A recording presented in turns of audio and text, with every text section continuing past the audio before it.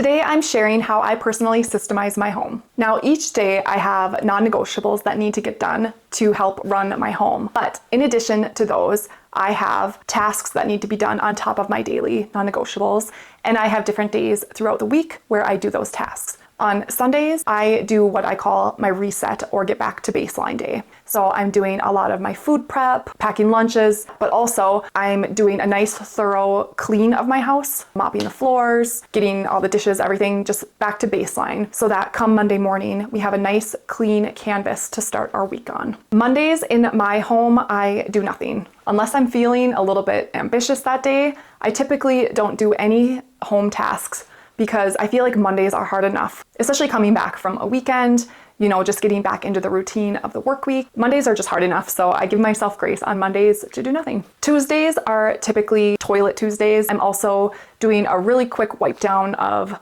the bathroom. Wednesdays are for any of my mirrored or glass surfaces. I'm just spot treating any fingerprints on windows or appliances, mirrors in our bathrooms, and then I will go around the house and do a very quick dusting or wipe down of all my flat surfaces. Thursdays are almost more of another reset day. We have garbage on Fridays, so Thursdays are the day that I do grocery shopping. While I'm bringing all the new food into my home, I'm clearing out my fridge and pantry as I'm doing this to create more room for the new stuff coming in. And this gives me the opportunity to get rid of any bad food, expired items, and get all of those ready to leave my house Friday, which is our garbage day. I'm intentionally doing my grocery shopping on Thursday because I know that's when the most waste is coming into my home essentially. So I want to make sure that it's leaving my home as soon as possible. If you have a garbage day, try to plan your grocery shopping and kind of cleaning and getting all your garbages gathered around that. It makes a huge difference. And then Fridays are typically for floors. I'll do a deep clean.